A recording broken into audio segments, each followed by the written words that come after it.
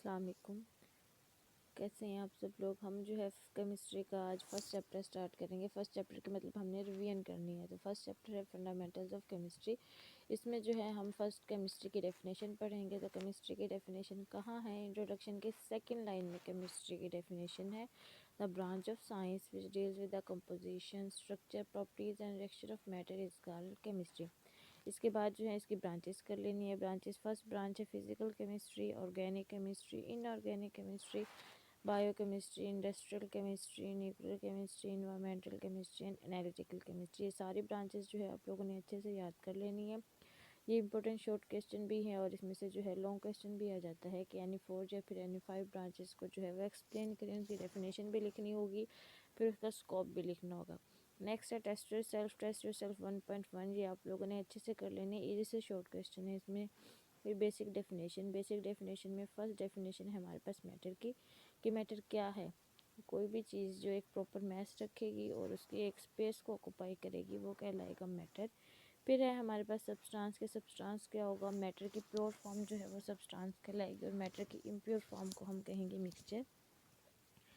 Matter जो है वो मिक्सचर जो है वो होमोजीनियस भी होता है, हेट्रोजीनियस भी होगा। तो फर्स्ट हम इसकी फिजिकल प्रॉपर्टीज़ को देख लेते हैं कि जो हमारे पास मैटर होगा, मैटर किस तरह की प्रॉपर्टीज़ को शो करता है। प्रॉपर्टीज़ जो है वो दो तरह की होंगी, एक होगी फिजिकल प्रॉपर्टीज़ और दूसरी होगी केमिकल प्रॉपर्टीज़। जो फिज़िकल प्रॉपर्टीज़ होती हैं उसमें जो है वो फिज़िकल चेंज होता है किसी भी सब्सटेंस में। जैसे बर्फ़ थी, बर्फ़ को हमने पानी में कन्वर्ट कर दिया तो उसकी फ़िज़िकल चेंज हुई है, लेकिन केमिकली वो क्या है, वाटर ही है। इस तरह हमारे पास जो है केमिकल प्रॉपर्टीज़ क्या होंगी, किसी भी चीज़ की, कोई भी सब्सटेंस है उसकी कंपोजिशन जो है बिल्कुल ही चेंज हो जाए। जैसे वाटर है का फार्मूला है H2O, लेकिन अगर हम कहें H2O2 तो उसकी केमिकल कंपोजिशन चेंज होगी, हाइड्रोजन पर ऑक्साइड बन गया है वो, तो वो वाटर नहीं है, उसमें जो है चेंजिंग्स आ गई हैं। फिर है हमारे पास नेक्स्ट एलिमेंट। एलिमेंट वाला जो है इम्पोर्टेंट लॉन्ग क्वेश्चन है। यहाँ से आपने डेफिनेशन, शॉर्ट क्वेश्चन के लिए आप क्या करेंगे, इसकी डेफिनेशन करेंगे एलिमेंट की। सेकंड पैराग्राफ में बताया गया है कि जो एलिमेंट्स हैं वो फ्री स्टेट में भी पाए जाएंगे और कंबाइंड स्टेट में भी। फिर ये इम्पोर्टेंट टेबल है, यहाँ से MCQs आते हैं, ये टेबल कर लेना है। और टेबल के नीचे जो पैराग्राफ है कि एलिमेंट जो है वो सॉलिड में भी होंगे, लिक्विड में भी होंगे, गैस में भी होंगे। सॉलिड में जो एलिमेंट्स प्रेजेंट हैं उनके नेम याद कर लेने हैं, जो एलिमेंट्स हमारे पास लिक्विड में हैं उनके भी नेम याद करेंगे, और जो गैसेस में हैं उनके भी आप लोगों ने नेम याद कर लेने हैं। फिर है कि इनकी प्रॉपर्टीज़ की बेस को जो बेस पर एलिमेंट्स जो हैं उन्हें मेटल्स में भी डिवाइड किया गया है, नॉन मेटल्स में भी और मेटलॉइड्स में भी, और ऑलमोस्ट 80% जो एलिमेंट्स हैं वो सब मेटल्स हैं। नेक्स्ट सिंबल क्या है, कि सिंबल क्वेश्चन भी है आपका एक्सरसाइज में, क्वेश्चन नंबर 9, जिसमें क्वेश्चन है what is the significance of symbol of an element, के जो एक एलिमेंट है उसकी सिग्निफिकेंस क्या है, सिंबल की क्या अहमियत है। तो ये जो है एब्रीविएशन है किसी भी एलिमेंट का।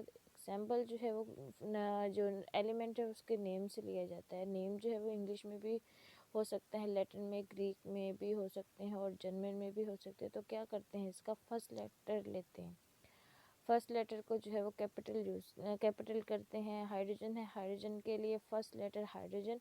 नाइट्रोजन के लिए फर्स्ट लेटर जो है उसका N लेंगे, नाइट्रोजन का जो कैपिटल लिखेंगे। फिर है कार्बन, कार्बन के लिए फर्स्ट लेटर कार्बन इस C आ गया इसका। फिर है कि अगर हमारे पास दो एलिमेंट्स होंगे तो हम क्या करेंगे, फर्स्ट लेटर जो है उसका कैपिटल होगा और सेकंड लेटर इसका स्मॉल होगा।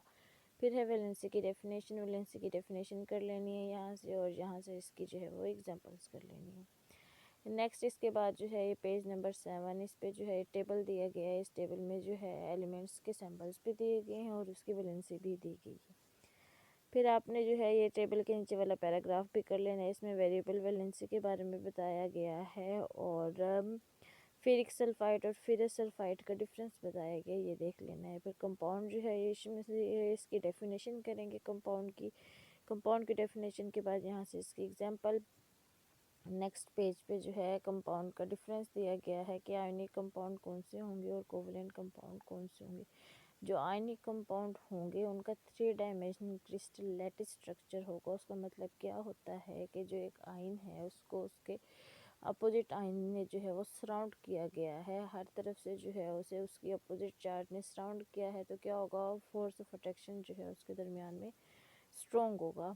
और जो हमारे पास कोवलेंट कंपाउंड्स हैं, कोवलेंट कंपाउंड जो है वो मॉलिक्यूलर फॉर्म में एग्जिस्ट करेंगे, जैसे H2O2 HCl, ये इसके फार्मूले हो गए। फिर है टेबल, टेबल ये इंपॉर्टेंट टेबल है, यहाँ से आपने जो है ये फार्मूले याद कर लेने हैं, इसका कॉमन नेम भी याद करेंगे और इसका केमिकल नेम भी याद करेंगे। जैसे सोडियम क्लोराइड है NaCl, ये हो गया इसका केमिकल फार्मूला और केमिकल नेम इसका है सोडियम क्लोराइड, और कॉमन नेम क्या होगा इसका, कॉमन साल्ट।